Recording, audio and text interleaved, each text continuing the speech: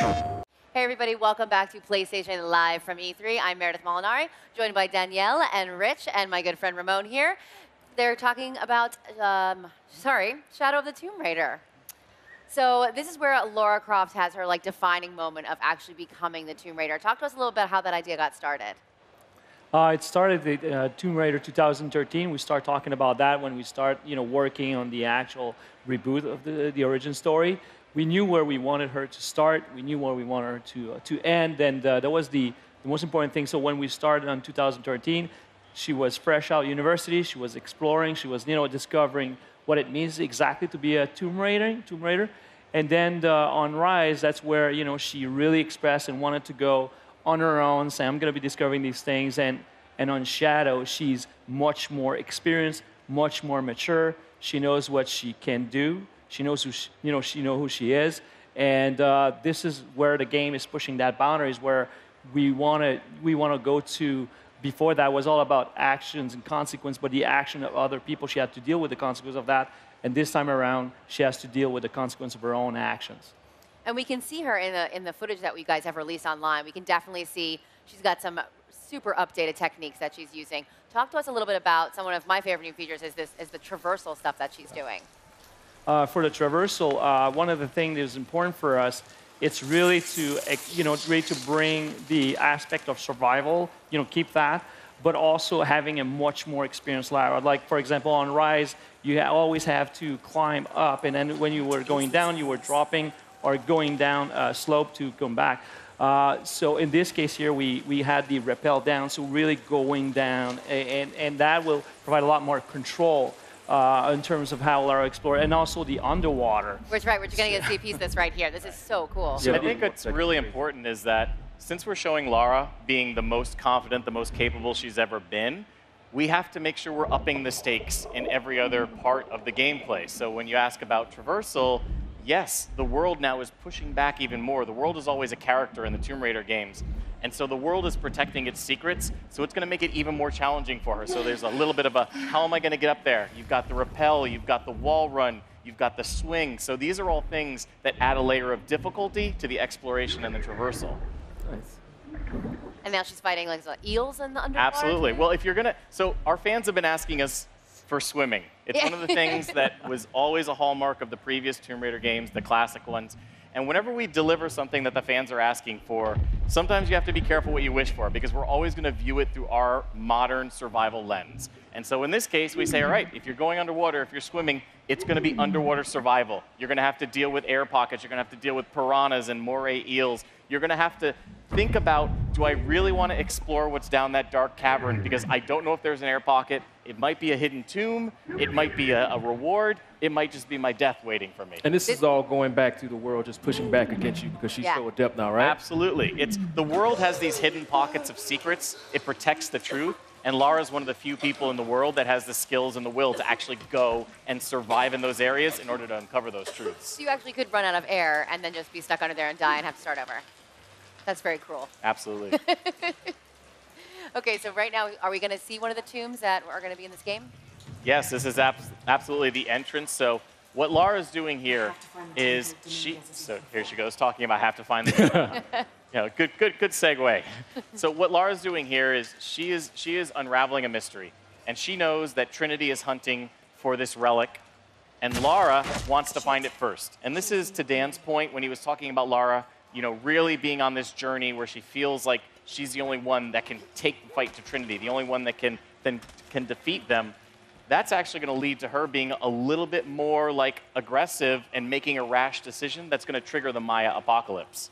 Jonah? Yes. So what are some of the new gameplay systems you're most excited for people to try out?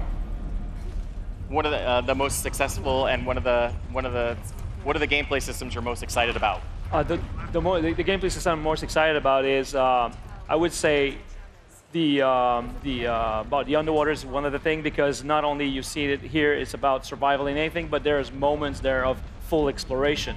It's scary, but it's full exploration. It's very open, and you can explore. Also, all the system of the hidden city all the interaction that you have with people. It provides a certain depth to the character you've never seen before with interacting with all these people and learning about the culture and learning about the world, because this is going to be the most Tomb Raiding of all the Tomb Raiders of the origin story.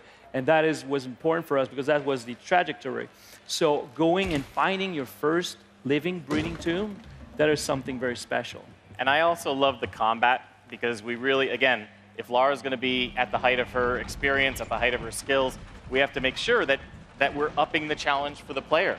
And so you are starting with a Lara that's very capable, very calculating, but Trinity has her outgunned, outnumbered. They have better tactics. You know, they're bringing their A game to try and make the Maya apocalypse happen so they can shape the world in their vision.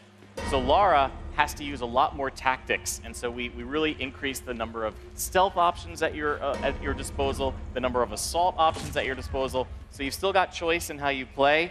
And one of the things I'm most excited about is, in previous games, if you were in stealth and then you got found, you go into assault and the enemies always knew where you were. You could not get back into stealth, so we've completely overhauled it so that the enemy AI will eventually give up looking for you. So you can hide up in the trees, you can evade them for long enough that they will then go back to their normal patrols, and then you can re-engage on stealth. Well, and the jungle is the perfect environment for that because you see it's so lush. There's all these, high grass you can hide, and then the trees, and you guys climb up there. And then I even saw at one point where she climbs up and has to traverse over a long log and then jump down on her. Absolutely. On her, on the villains. And this is what we call becoming one with the jungle. And there's this great moment in the game where Lara is face to face with a jaguar, and she's focused on it, just intently, okay, this is my threat. And meanwhile, another jaguar is sneaking up behind her, and it gets the jump on her.